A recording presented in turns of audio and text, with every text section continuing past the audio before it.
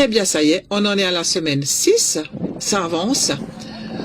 On est toujours avec Eporedo à faire du travail pour affiner la communication. Comme je vous ai déjà dit dans les autres vidéos, l'objectif c'est vraiment d'arriver à ce qu'ils m'obéissent à la voix et puis que la gestuelle, le corps, les autres signes soient un plus, soient une aide.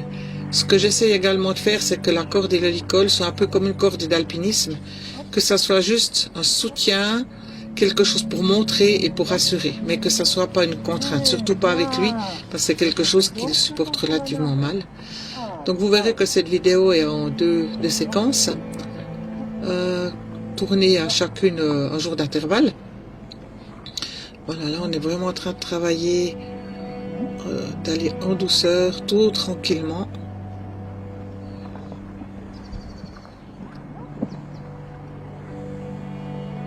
On travaille sur les reculés de différentes positions, c'est important. Maintenant, il n'est pas encore très droit dans le reculé, mais c'est pas encore ce que j'exige et ce que je cherche. Il n'a pas un reculé qui est encore assez affirmé pour lui demander. Là, on est sur le chassé de hanche. Voilà. Là également, j'aimerais décomposer pas à pas, mais pour le moment, il accepte. Donc, c'est déjà bien et je suis déjà très satisfaite.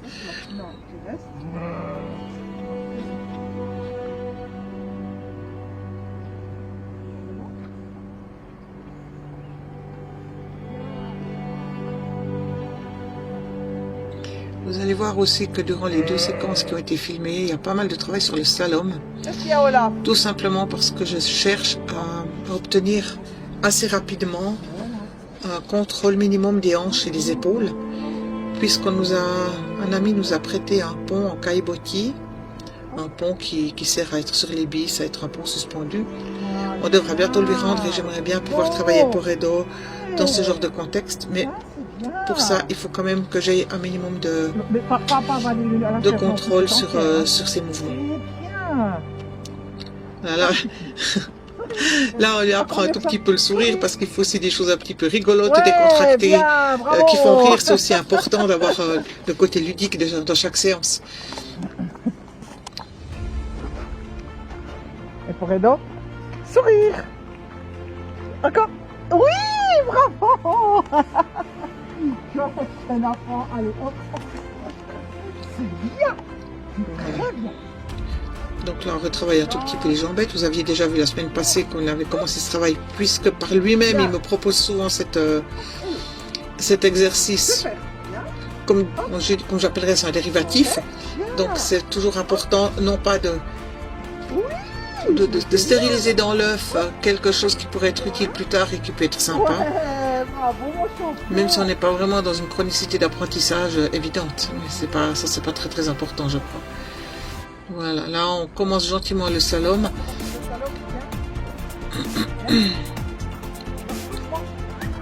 Donc évidemment, ça demande le contrôle des épaules en particulier, avec repousser les épaules d'où je suis et les aspirer vers moi.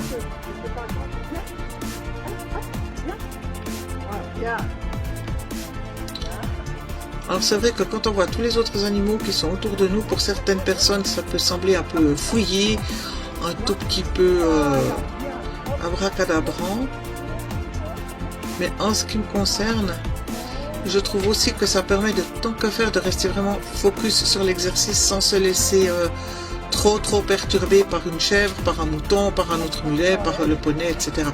Donc c'est vrai que ça, par un certain côté, c'est plus challengeant. Après, à voir le jour où il sera seul sur une carrière, comment il va se comporter quand il n'aura pas le soutien de tous les copains autour. Donc ça peut être aussi une arme à double tranchant, mais ça je ne l'ai pas encore découvert. Mais dans quelques semaines, je vais le prendre au manège de Grand Montana pour le travailler seul. Je me suis arrangée avec la directrice du manège, justement. Donc là, ça sera un petit peu l'heure de vérité qui va sonner et on verra ce que ça donne. Ça sera intéressant en tout cas.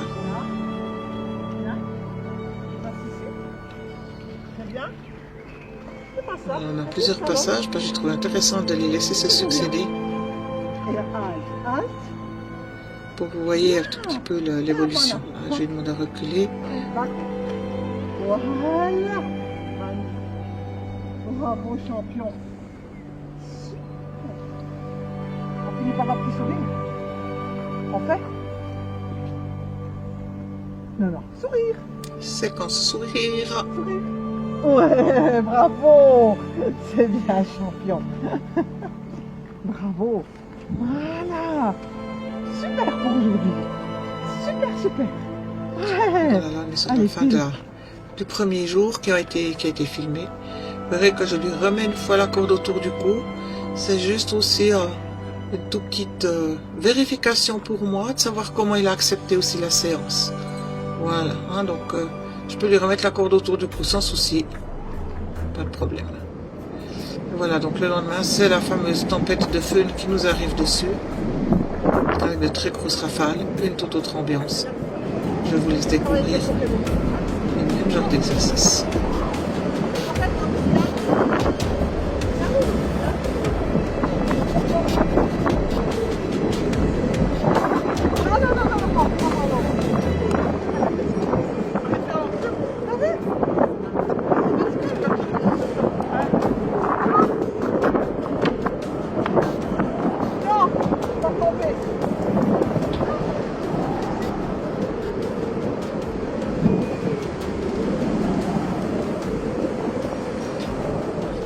J'aimerais juste quand même préciser une chose. On voit que le grand mulet brun, l'ami, essaie toujours de s'imposer, qu'il attire mon attention.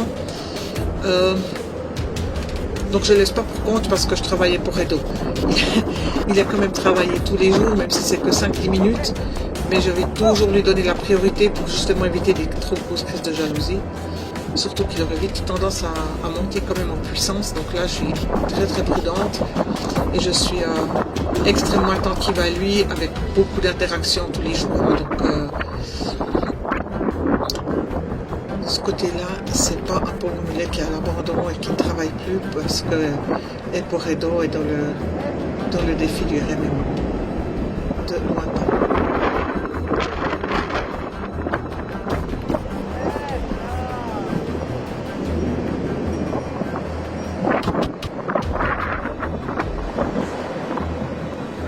Là, on travaille sur le tu restes.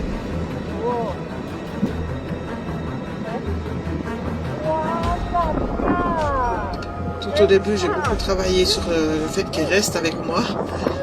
Pas que je puisse m'éloigner de lui, mais qu'il me colle quelque part. Et puis maintenant, tout doucement, je commence à lui demander des variations, c'est-à-dire soit de venir vers moi, soit de rester. Tout ça pour toujours aller de plus en plus loin dans l'affinage de notre relation et de notre communication.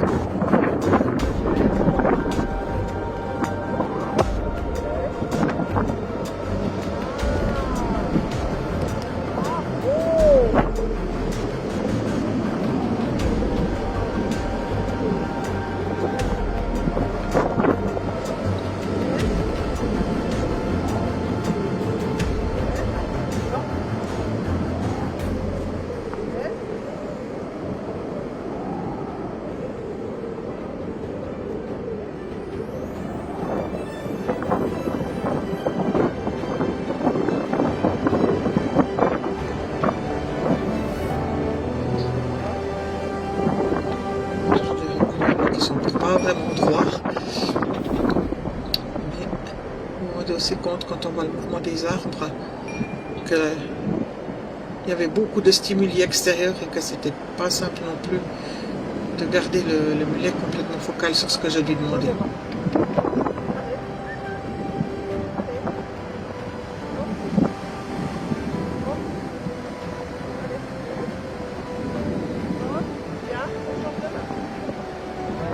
Très bien.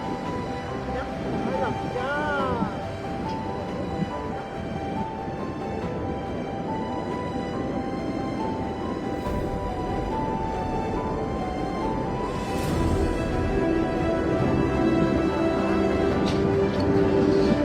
J'essaie simplement de lui demander un arrêt. On voit que entre les vaches qui claquent derrière, les arbres et les tentes, il faudra 2 ou 3 essais pour qu'il accepte de s'arrêter droit à mes côtés. Et voilà, là c'est obtenu.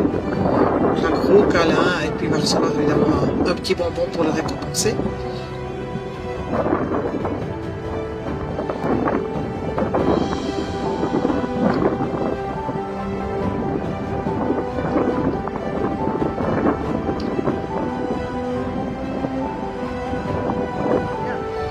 C'était assez intéressant de travailler par tempête parce que ça m'a permis de constater que les animaux en général venaient beaucoup plus au contact vers moi, vous l'aurez peut-être constaté dans le film. Donc ils ont besoin d'être plus sécurisés, d'être plus avec la bergère du troupeau pour trouver leur confort quand il y a comme ça des dangers qui peuvent apparaître à gauche et à droite. Ça c'est assez intéressant.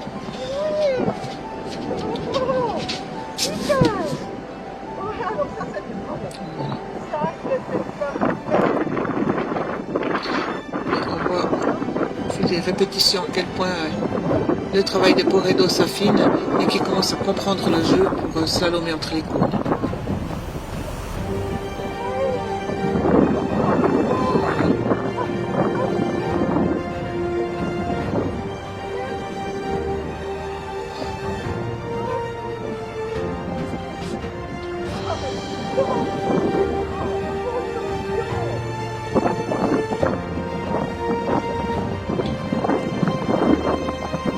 C'est un exercice qui peut paraître tout bête.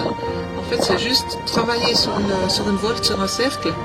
Mais au lieu que ce soit nous qui sommes à l'intérieur, comme ça se fait traditionnellement, là, on met le mulet ou le cheval, peu importe, sur la piste intérieure et nous, on reste sur l'extérieur. Et donc, il doit apprendre à nous faire de la place avec son épaule. Et c'est un exercice qui est d'autant plus difficile avec les mulets qui recherchent ce contact physique en permanence. Ça, c'est lié à leur éthologie. Donc, c'est des exercices qui sont très, très précieux pour développer un joli partenariat et puis aussi travailler dans la sécurité pour nous.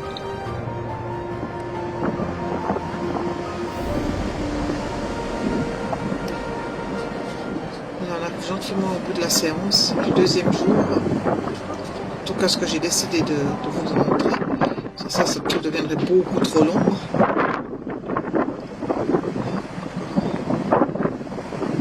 Cercle.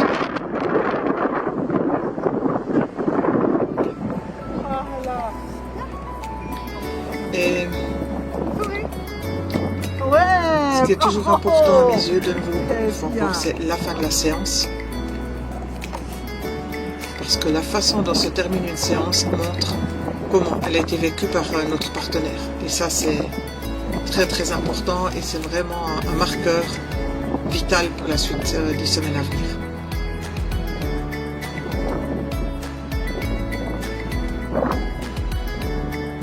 Je vous laisse apprécier.